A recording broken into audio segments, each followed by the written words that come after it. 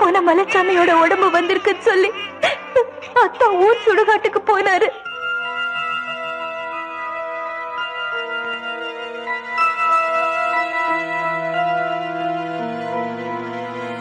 அங்க அவரோட கையில என் பேரு பச்சை குத்தி இருந்தது அத்தா பார்த்துட்டா இருக்கு.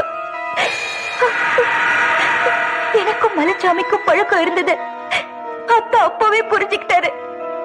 மலைச்சாமியோட குழந்தை என் வயித்துல வளர்றது தெரிஞ்ச உடனேயே நான் தற்கொலை பண்ணிக்க போனேக்க. பார்த்தான் தான் என்ன காப்பாத்தினாரு. நடந்ததை யார்கிட்டயும் சொல்லக்கூடாதுன்னு என்கிட்ட சத்தியமும் வாங்கிட்டாரு. அக்கா தெருவுக்கு வந்துட்டு என்னோட மானத்தை காப்பாத்துறதுக்காக அத்தா பழிய தம்மாலேயே போட்டுக்கிட்டாருக்கா. அதனால இந்த வீட்டை விட்டே போயிட்டாருக்கா.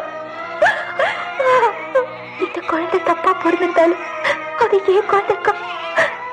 குழந்தை மேல சத்தியமா அத்தா உத்தம இருக்கா. இந்த தப்புக்கா அத்தா உத்தம இருக்கா.